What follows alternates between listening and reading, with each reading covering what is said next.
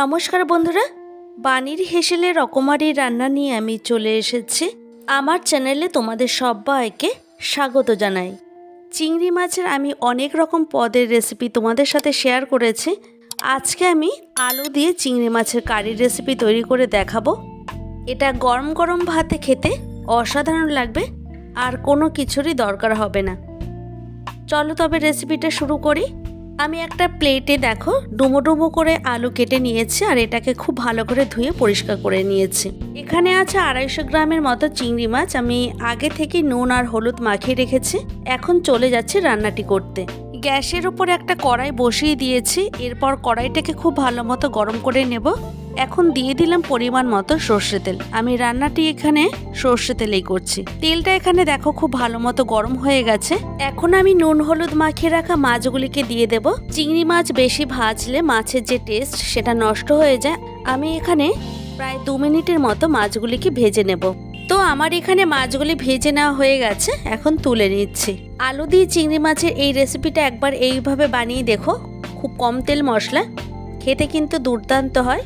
এখন এই তেলের মধ্যেই কেটে রাখা আলুগুলিকে দিয়ে ভেজে নেব। এখন গ্যাসের ফ্লেমটাকে মিডিয়ামে দিয়ে প্রায় 3 থেকে 4 মিনিটের মতো আলুটাকে ভেজে নিতে হবে। আগে থেকে যদি এইভাবে আলুগুলিকে ভেজে নেওয়া হয় তাহলে রান্নার টেস্টটা কিন্তু খুবই ভালো হয়।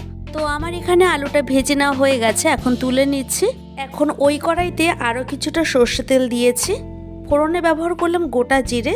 জিরেটাকে কয়েক সেকেন্ডের মতো ভেজে নেওয়ার পর দিয়ে দিলাম পেঁয়াজ কুচি। আমি এখানে 2টো পেঁয়াজ ব্যবহার করেছি। এখন গ্যাসের ফ্লেমটাকে একদম লোতে দিয়ে পেঁয়াজটাকে ভেজে নিতে হবে। প্রায় 2 থেকে 3 মিনিট পর আমি এর মধ্যে দিয়ে দিচ্ছি রসুন বাটা। এখন রসুনটাকেও খুব ভালো করে ভেজে নিতে হবে যাতে রসুনের যে কাঁচা গন্ধ সেটা না থাকে। এখন পেঁয়াজ আর রসুনটাকে আরও কিছুটা সময় ভেজে নেওয়ার পর দেব এর মধ্যে একটা টমেটো কুচি, দিচ্ছি আদা বাটা, দিচ্ছি এর মধ্যে 1 টেবিল চামচ কাঁচা পাকা লঙ্কা বাটা, 1 টিস্পুন ধনে গুঁড়ো, 1/2 টিস্পুন জিরের গুঁড়ো, দিচ্ছি স্বাদ অনুযায়ী নুন, হলুদের গুঁড়ো দিয়ে দিলাম 1 টিস্পুন, আর কালারের জন্য দিচ্ছি 1 teaspoon Kashmiri red chilli powder. এখন সমস্ত উপকরণগুলিকে খুব ভালো করে কষিয়ে নিতে হবে। সামান্য একটু জল দিয়ে দিচ্ছি যাতে মশলাটা খুব ভালো মতো কষানো যায়। এই পর্যায়ে গ্যাসের ফ্লেমটাকে আমি একদম মিডিয়ামে দিয়ে রেখেছি। তারপর খুব ভালো করে নাড়াচাড়া করে নিয়ে আমি একটা ঢাকনা চাপা দিয়ে দেব। কয়েক মিনিট পর ফিরে এসে আমি ঢাকনাটাকে সরিয়ে নেব। দেখো এখানে মশলাটা আমি দেখে নিলাম যে নিচের থেকে লেগে গেছে কিনা। তো লাগেনি, আবারও একটু ঢাকনা দিয়ে রাখবো। এইভাবে মশলাটাকে যদি হাতে সময় নিয়ে কষানো যায় তবে রান্নার টেস্টটা কিন্তু খুবই ভালো হয়। দেখো এখানে তেলটা আর মশলাটা সেপারেট হয়ে গেছে। এবার একটু ভালো করে নেড়েচেড়ে নিয়ে এর মধ্যে ভেজে রাখা আলুটাকে দিয়ে দিচ্ছি। এখন আলুটাকেও মশলার মধ্যে খুব ভালো করে কষিয়ে নিতে হবে। আলুটা যেহেতু ভাজার সময় অনেকটাই সেদ্ধ হয়ে গেছে, তাই রান্নাটি করতে আর বেশি সময় লাগবে না। এখন ভেজে রাখা চিংড়ি মাছগুলিকে দিয়ে এভাবে একটু উল্টে পাল্টে নেড়ে চেড়ে নেব।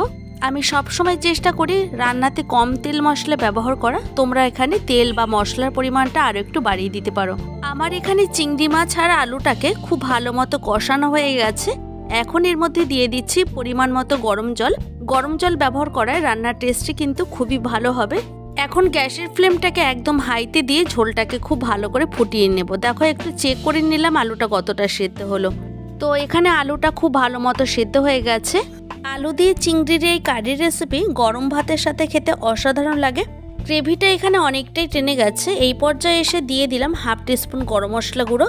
গরম মশলাটাকেও ঠিক এভাবে একটু ভালো করে ঝোলের মধ্যে মিশিয়ে নিতে হবে। এখন 2 মিনিটের মতো হাই ফ্লেমে জাল দিয়ে নেওয়ার পর গ্যাসটাকে অফ করে দিচ্ছি।